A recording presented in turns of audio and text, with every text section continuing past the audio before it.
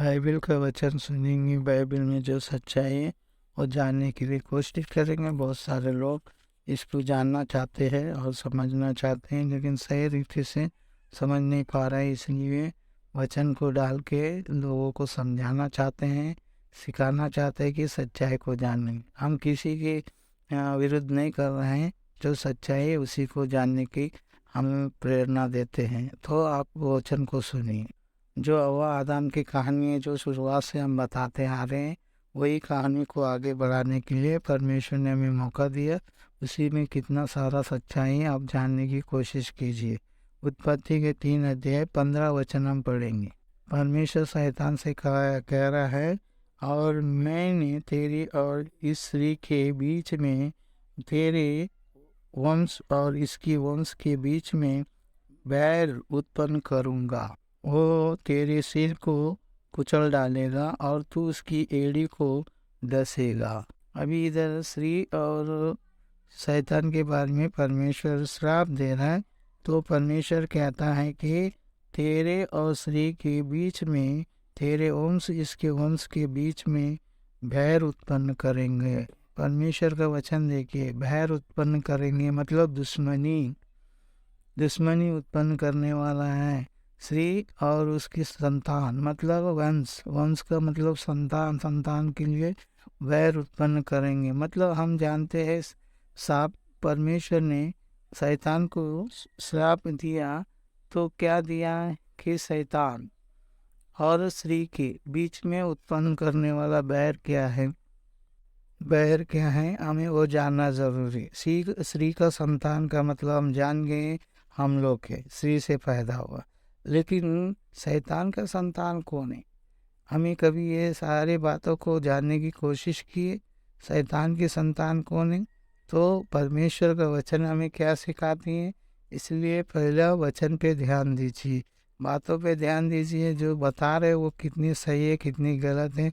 जो वचन हम पढ़ा के आपको सुना रहे हैं, आप भी पढ़ने की कोशिश कीजिए, समझने की कोशिश कीजिए। सबसे पहली बात है, को स्त्री का संतान अगर मनुष्य है, तो शैतान का संतान कौन सा है? संतान मतलब वंश कौन सा है, हमें उसको जानना बहुत ज़रूरी है। ये जुना किताब में उत्पत्ति के 3:15 में लिखा है, लेकिन जब नया किताबें हम जाते हैं, शैतान की संतान और स्त्री की संतान के बारे में उधर बताते देखेंगे। वचन में लिखा, मत्ती के 3 अध्याय 7 वचन हम पढ़ें। जब उसने बहुत फरीसियों और सदुकायों को बपतिस्मा के लिए अपने पास आते हुए देखा, तो उसने कहा कि ये सांप के बच्चों, तुम्हें किसने जता दिया कि आने वाली क्रोध से भागो। आपको मालूम पड़ रहा है इधर क्या समझा रहा है परमेश्वर का वचन में? देखो, जब उत्पत्ति में 3 अध्याय 15 वचन में जो लिखा है शैतान की संतान, इधर मत्ती के 3 अध्याय और 7 वचन में लिखा है ये सांप के बच्चों, आने वाली क्रोध से बचो करके यूहन्ना यहूद की जंगल में चिल्ला रहे थे। मतलब सांप के बच्चे कौन है? जो परमेश्वर के आज्ञाओं को नहीं मानते वो सांप के बच्चे हो गए। जो परमेश्वर के आज्ञाओं को मानेंगे वो परमेश्वर का बच्चा हो गया। तो इधर ऐसा लिखा, आने वाली क्रोध से भागो, मतलब आने वाली क्रोध से हमें बचना है और मुसीबत से बचना है। आने वाली क्रोध क्या है आप जानते हैं? आने वाली क्रोध में के बारे में क्या लिखा बाइबल आप जानते हैं क्या? जानने के लिए कह रहा हूँ, जानिए, समझिए, सीखिए। अभी शैतान का बच्चा जो परमेश्वर की आज्ञाओं को नहीं सुनते वो है। तो परमेश्वर का बच्चा कौन है? जो आज्ञा को मानेगा वो है। इसके बारे में भी हम परमेश्वर के वचन में देखते हैं। वचन में क्या लिखा है? यूहन्ना का 1 अध्याय 12 वचन, परंतु जितनों ने उनसे ग्रहण किया, उसने उन्हें परमेश्वर की संतान होने का अधिकार दिया, अर्थात उन्हें जो उसके नाम पर विश्वास रखते हैं। समझ में आ रहा है आप लोगों को? इसलिए परमेश्वर शैतान को श्राप दिया, स्त्री को श्राप दिया, लेकिन छुटकारा परमेश्वर यीशु मसीह आने के बाद लोगों को छुटकारा मिला था कि हम उन पे विश्वास करें, उनकी वचनों को ग्रहण करें और परमेश्वर के वचन को समझने वाला उनकी संतान उनके अनुसार जीने वाला उनके संतान होने का अधिकार हमें दे रहा है। और उनके नाम से जो भी विश्वास रखेगा वो परमेश्वर के लोग होंगे। इसके लिए स्त्री की संतान और शैतान की संतान में वैर इसलिए रखा है कि परमेश्वर भी यीशु मसीह स्त्री के गर्भ से पैदा हुआ। तो सोचिए, परमेश्वर भी यीशु मसीह के बारे में जो लिखा गया ना, वो हिसाब से हमको भी परमेश्वर के यीशु मसीह के हिसाब से ही छुटकारा मिलेगा।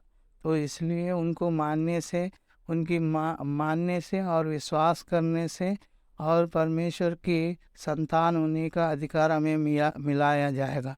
और मिलने के लिए हमें क्या क्या संसार में करते हैं, क्या क्या पाने के लिए क्या क्या करते हैं, लेकिन नया जीवन पाने के लिए एक ही जीवन है, वो परमेश्वर यीशु मसीह का वचन है। उसमें हम चले और सीखे तो उसकी जीवन को हम अपना सकते हैं, उनके तरह हम जी सकते हैं। उन्हीं के तरह जीना है परमेश्वर का अनुग्रह है। नहीं तो हम इतना मेहनत करके हर एक समय सच्चाई को नहीं मानते हुए, झूठ पे चलते हुए, शैतान की और उनकी लालसाओं को पूरा करते हुए जीवन को बिता रहे ना, वो सारे संसार में जो कर रहे ना, सारे संसार में रह जाएगा।